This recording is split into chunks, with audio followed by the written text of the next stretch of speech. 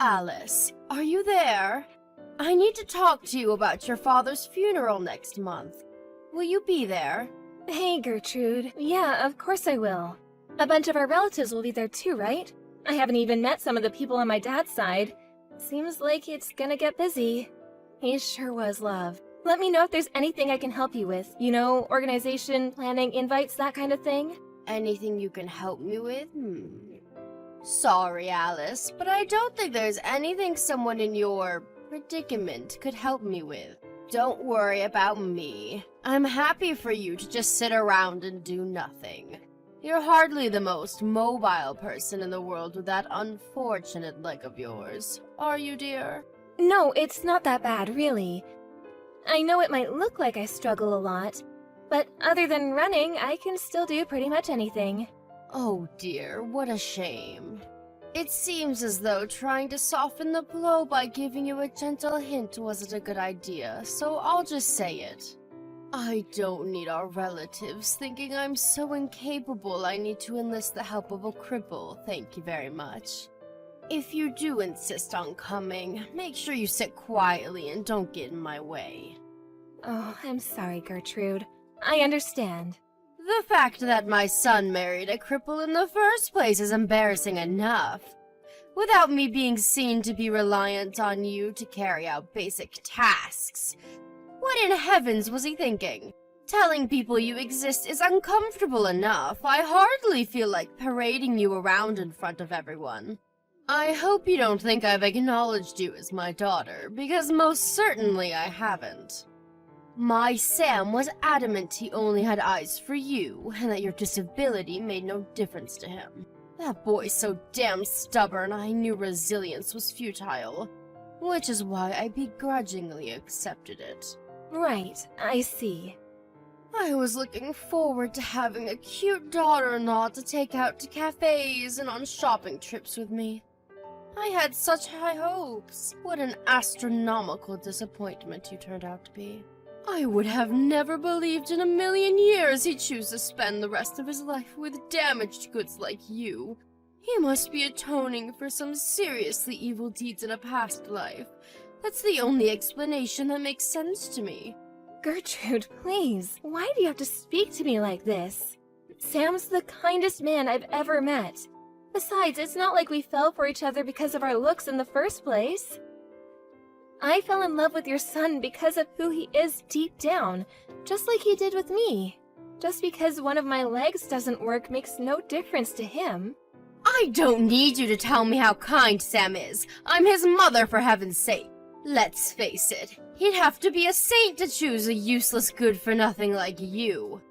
Gertrude, I love your son, and I'll do whatever it takes to win your approval. I want you to know that I'd do anything for him, and to rest assured that he's in good hands with me. What good could a malformed cripple who's so totally reliant on others she can barely tie her own shoelaces possibly do for my son? I do wish you wouldn't talk such nonsense, dear. I can't claim to have any idea what you're like getting around the house, but I've seen you many a time using crutches and a wheelchair outside. Right. So, what? So you have the mobility of a 97-year-old, and you have the gall to claim I should rest assured that my son can rely on you? What would you do if he couldn't work for some reason? What would you do if he lost his job? I'd help out with the family finances for as long as he needed me to. Of course I would. I freelance from home, so my lack of mobility doesn't mean I don't bring in any money. And even while I may technically be disabled, beyond the occasional, very minor inconvenience, it doesn't cause me any problems in day-to-day life. It's precisely because I find that so hard to believe that I'm worried, my dear. But I suppose worrying won't get me anywhere. We have to face the facts. Worrying won't make your legs work again. I'm sorry. Did I ask you to apologize? No, I did not. Ah, yes, that reminds me. There was a favor I wanted to ask of you. Oh, really? What is it? I'd love to help out. I wanted you to get rid of all of the weeds in my yard before your father's funeral. Got it, no problem. I'm pretty sure I recall you having an electric mower, right? I'll have it done in a jiffy with that. Unacceptable! Do you know how weeds work, my dear? Let me tell you about weeds. Much like how you've got your claws buried in my son's heart, weeds take root deep within the soil. I want you to pull every last one of them up, roots and all. The electric mower simply isn't going to cut it. You have to do it by hand. Oh, wait a second. Will that be difficult for you, with being a cripple and all? No, don't worry, it's fine. I'll have it done before we leave for the funeral, I promise. I expect great things, Alice. This should be interesting. You might actually be of some use to me for the first time in your life. Alice, you've really gone and done it this time, you silly girl. Hi, Gertrude. Did I do something wrong? At the funeral. You told all of your relatives you cleared out all of the weeds in my yard, didn't you? Well, yeah, kind of. But it's not like I was especially eager to talk about weeds or anything. It's just that everyone was discussing gardening, so I mentioned what I did in your garden this afternoon. After I got clearing out the weeds, you asked me to plant some flowers in the freshly invader-free soil, did you not? One of my relatives was really curious, and she asked me all kinds of things about how to plant and care for the flowers. That may be so, but why did you have to be so idiotically honest? Some things are better left unsaid. Huh? What do you mean? Are you trying to make our families think I'm the kind of person who forces her disabled daughter-in-law to clear out the weeds in her garden? You're so thoughtless and insensitive. Ugh, how could you do this to me, you little ingrate? I'm your mother-in-law, did you forget that? Would it hurt you so much to say some nice things about me once in a blue moon, or to try and uplift me instead of destroying my reputation? Oh, look, Gertrude, I'm sorry. I didn't realize I was doing anything to upset you. It wasn't intentional. I doubt anyone even remembers what I said about the weeds, and besides, even if they did, why would they think you forced me? It was the flowers they were interested in. I honestly don't think you have anything to worry about. You don't know that for sure. I do wish you'd think before speaking every now and then, dear. Right, you're right. I'm sorry. If you mean it when you say you want to win my approval, making me happy should be your #1 priority. In spite of that, all you seem to do is upset me. Do you enjoy making me suffer? No, of course not. I told you I didn't mean to. I'm sorry. In that case, you better make damn sure that whenever you talk about me in front of others from now on, it's nothing but praise. Praise and more praise. I want everyone to know how fantastic I am. If anyone asks, the only reason you cleared out the weeds and planted those flowers was because you wanted to help me so badly that you volunteered of your own accord. Are we clear? We're clear. Good grief. It looks like your leg isn't the only thing that doesn't work. The fact that I have to explain things that should be as plain as day in minute detail makes it abundantly clear that your brain isn't operating at full capacity either. Are all cripples like this? Gertrude, please. I'd really appreciate it if you would stop calling me that, and I'd like it if you stopped thinking of me as nothing more than my disability. Other than one of my legs not working, I'm no different to you or anyone else. Oh, now I've heard it all. A bottom-dwelling leech who's only able to exist thanks to my hard-earned tax dollars thinks she's the same as me? Please stop being so horrible. Do you think I chose to be this way? Do you think I enjoy it? It makes me sick the way you cripples roll around in your wheelchairs while you suck up the tax dollars of hard-working Americans like me without a care in the world. You assert so boldly how you're no different to me and other normal folk that I believe you might actually be delusional enough to believe it. But the truth is, without sponging off the tax money of decent, respectable people like us, defective articles like you wouldn't have a leg to stand on, would you? Pardon the pun. I know you can't help the way you are, but you could at least try being a little more damn humble. I'm not gonna deny it. Maybe there are some disabled people who behave arrogantly and act like the world owes them something, but most of us are incredibly grateful for any help we get. Are you really? I wonder. Consider the following. You, damaged goods in the real sense of the term, managed to bag yourself a high-spec guy like my son. You're privileged enough to be enjoying a happy, fulfilling life of the kind that in a just world would only be possible for normal people. That seems pretty damn arrogant from where I'm standing. Disabled folk have the right to be happy, too. Throw away these despicable ideas of yours at once. You may have been married for a year now, but I bet not a day's gone by where my son hasn't regretted choosing you to be his wife. How about you hurry up and accept how miserable you make the people around you and do my son the enormous favor of divorcing him and getting out of his life once and for all? Wait, are you telling me to leave Sam? Believe me, dear, that's all I've ever wanted. How could I want anything else? You're nothing but useless, damaged goods, and you serve no purpose in any of our lives. What's the point in keeping you around? You bring nothing to the table. Alice, my leg is itchy. Bring me a back scratcher at once. I can't come and see you again today, Gertrude. I have some important business to attend to now. Important business? More important than me? Impossible! You come back to the hospital right now. Are you being serious right now? I was literally just there. I'm sorry, I can't. I have an appointment to make. I really gotta go. Don't you feel sorry for me?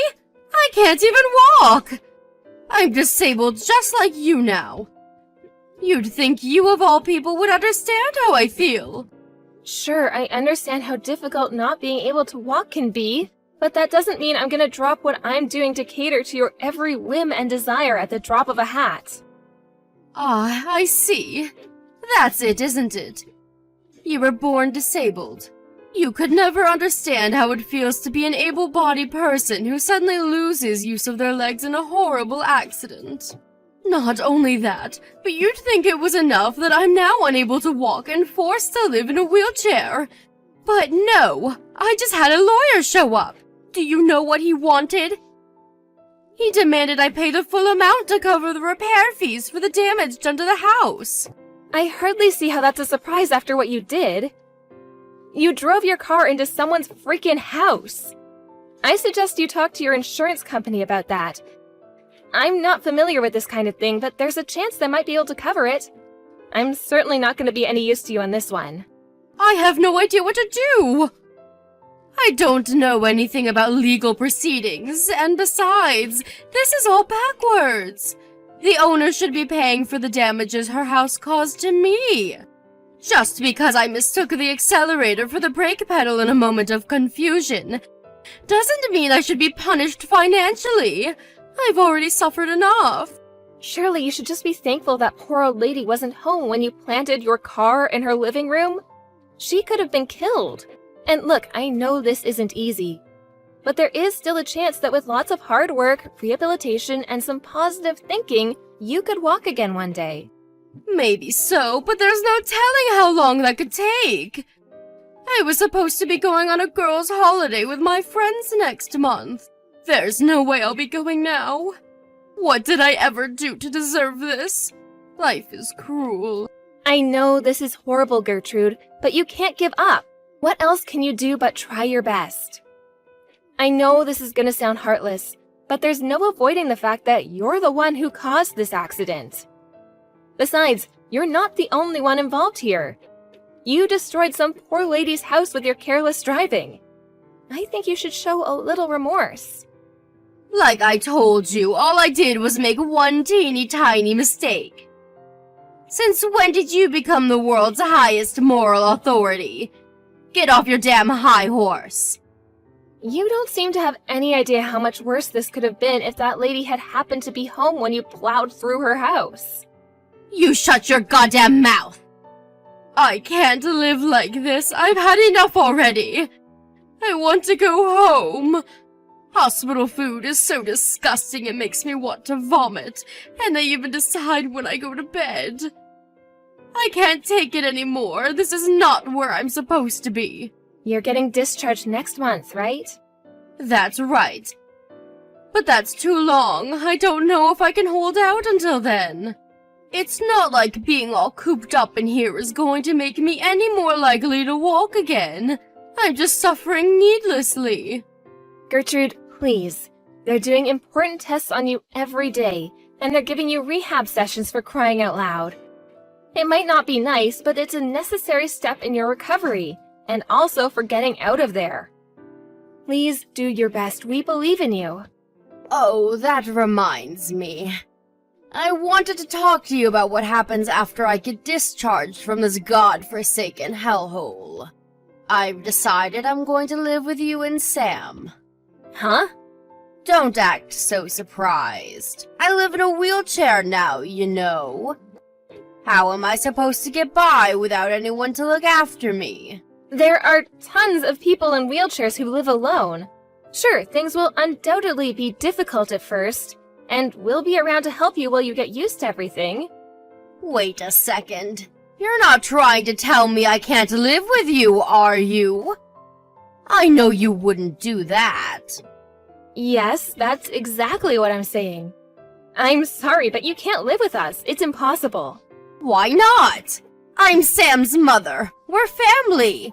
I know that. But Sam has no intention of letting you move in with us either. You're lying. There's no way my lovely, kind, caring Sam would let his own mother down in her hour of need. He's not like you. Oh, Gertrude, I'm really sorry to have to bring this up at a time like this. But you've been horrible to me ever since we met. Me? Horrible to you? What in heaven's name are you talking about, young lady? I have no recollection of doing any such thing. You make fun of me for being disabled? You do nothing but insult, demean, and belittle me at every opportunity. You probably treat your garbage better than you do me. All I've ever done is tell the truth. Whether you think something is true or not gives you no right to abuse me. I did my best to build some kind of positive relationship with you because you're Sam's mom and I wanted us all to get along. I wanted to win your approval so badly that I held my tongue and tolerated everything you said to me in the hopes that one day you'd finally give me a chance. But Sam told me I shouldn't keep putting up with it. And you know what? He's right. Fascinating. Just fascinating. What a riveting story. Not. What's your goddamn point, noodle leg? None of this has anything to do with me. I will be moving in with you. I won't be able to get by otherwise. Please start looking into disability-friendly accommodation, or if you're so tired of living alone, care homes. Because you are absolutely not moving in with us, and that's final. You don't have to take my word for it.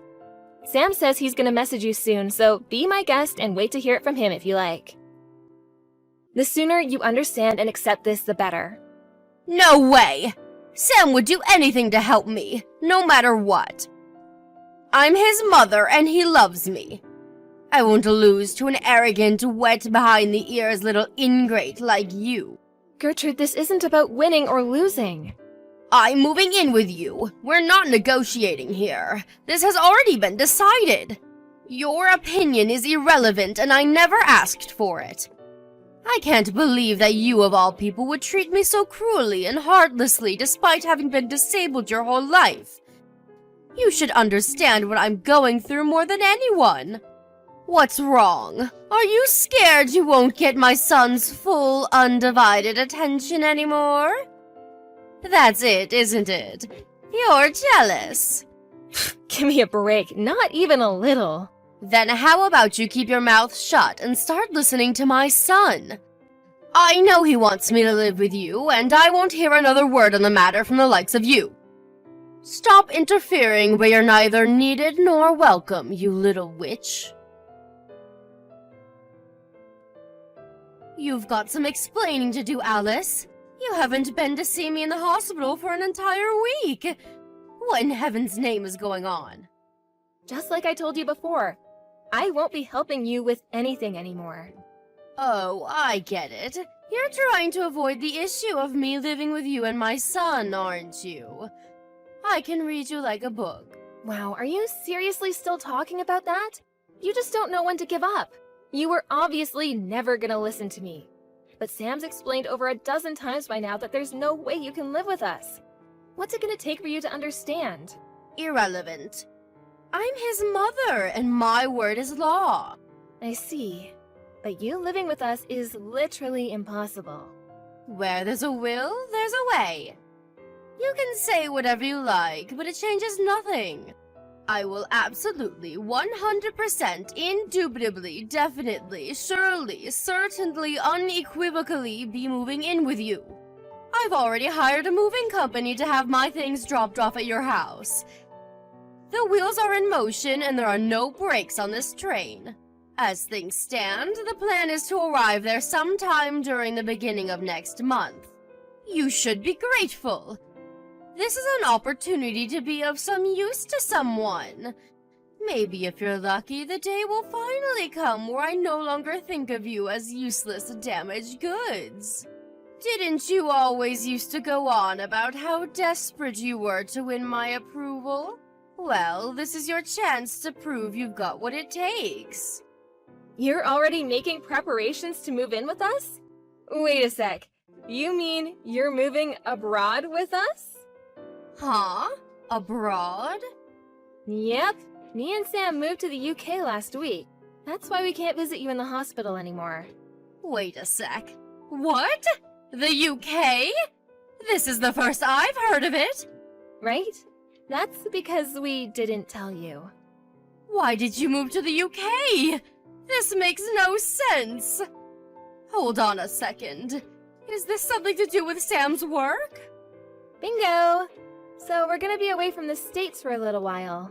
Damn, I can't imagine how awkward it's gonna be when the moving company guys arrive with all your stuff at the house that we no longer live in. How many times did I tell you moving in with us was impossible? I wasn't exaggerating or making excuses. I mean, it's literally, physically impossible. Maybe so, but you didn't tell me why, did you? This could have all been avoided if you just let me know. Ugh! Come home this instant! We didn't tell you because we didn't want you bugging us or getting in our way while we were getting ready to move abroad. Besides, we thought it best to keep it quiet on the off chance that you were actually crazy enough to invite yourself. Where does this leave me? What am I supposed to do now? Where am I supposed to go when I get discharged from the hospital? Not my problem. Figure it out yourself. Oh, that reminds me. We did leave a bunch of leaflets containing information on local care facilities and specialized apartments for disabled folks on your living room table. There are some with info on live-in carers, too. Take a look at those and plan your life yourself. Are you abandoning me? How could you do this? I'm in a goddamn wheelchair! This is an unacceptable way to treat your mother-in-law. I don't want to understate how horrible and unfortunate your accident was, and I feel for you, Gertrude, I really do. But me or Sam have no intention of looking after someone as incredibly selfish and egotistic as you. You're the one who caused the accident. In spite of that, you still haven't apologized to the poor old lady whose house you destroyed, have you? She has more than enough of my money to care about epoxy apology. I've already lost my life savings because of the compensation I was forced to pay for her repairs. Her house can be fixed. My legs, on the other hand, cannot. Do you really think I have the time to be thinking of others in the situation I'm in? It's not that I don't understand how you feel. But I want you to think for a moment. I want you to remember something you said to me a little while ago. What was it again? You could at least try being a little more damn humble. So how about it, Gertrude? Have you not got what it takes to show some humility? That's super important for cripples like you and me, after all, right? This isn't fair. I was a normal person when I said that. I mean, no, wait. I'm still a normal person. I'm not a cripple. I'm not. They said there's a chance I might walk again if I work hard at rehab. Great. That means you can stop trying to rely on others and live by yourself then. You are normal after all, aren't you? Shouldn't be an issue, right? I am, but things are different now. Or at least for the time being. Have you no heart? Don't you feel in the slightest bit sorry for me? Your poor aged mother-in-law has to live in a wheelchair for heaven's sake. You have no idea how crushingly lonely it can be to live on your own at the best of times, let alone in this state. Have some sympathy. If you got enough fight left in you to be pestering me like this, I'm sure you'll be just fine. You know what astonishes me the most? That you actually think I'd help you after the way you abused and made fun of me for being disabled all this time. Surely you're joking. You have to be. No human being is this ridiculous. But I thought you wanted my approval. I thought I made this clear already, but any desire for your approval I may have had back then has completely disappeared. I'm blessed enough to have a kind, caring, loving husband who accepts me unconditionally for who I am, and that's all that matters. What more could I possibly want? Alice, listen to me. I'll accept you as my daughter-in-law and my son's wife if you let me move in with you. This is what you've been waiting for all this time, isn't it?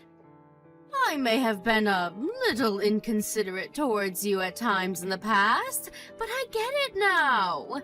After losing use of my legs in the accident, I finally understand how you feel.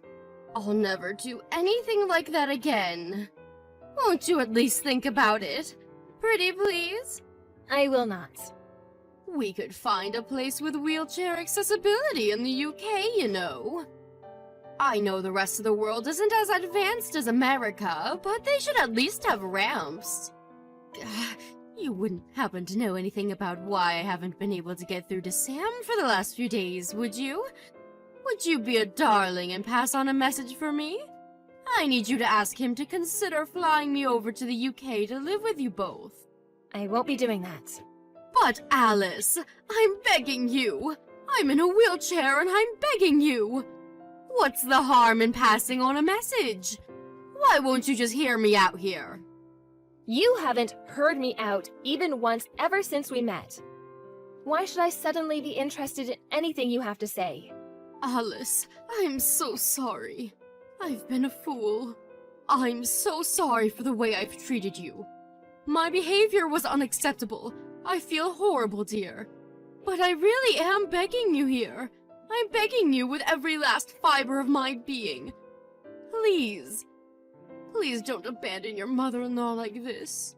Sam already made this clear, but apparently it didn't go in, so I'll tell you again. You're not the only human being on this planet, and you need to start living with some consideration for others for a change. The world owes you no favors, and you can't always get your own way. That's life, and the sooner you accept it, the better. I'm not saying I want my own way all the time. Besides, I obviously don't get it, do I? If I did, I wouldn't be alone and miserable in this wheelchair. This isn't my fault. There's no reason for me to speak to you as long as you're living in denial of what you've done. Have a nice life. Alice, wait. I'm begging you. Please just pass the message on to Sam. That's all I ask. You can hate me. You can curse me. You can think what you want of me, but please, please pass on the message. I'm sorry. I'm remorseful for the way I treated you. I'm sorry I ignored the way you felt for so long, and I'm sorry I ignored everything you and Sam said to me. There's nothing I can do for you. Surely that's not true.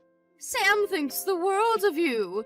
Surely one word from you is all it would take for him to reconsider how he feels about me.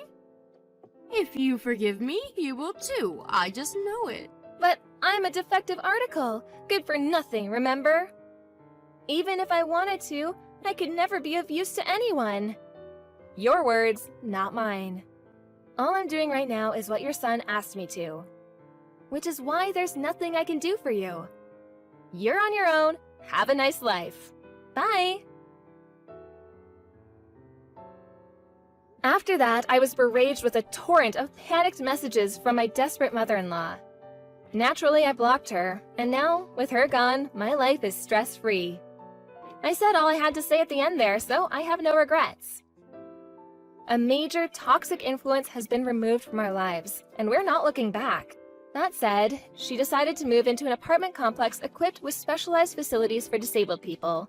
for which she needed the signature of a close relative to act as her guarantor. We enlisted the help of Sam's uncle to act as a go-between to avoid the unpleasantries of corresponding directly with her. And so the procedures to dispose of her once and for all are currently underway.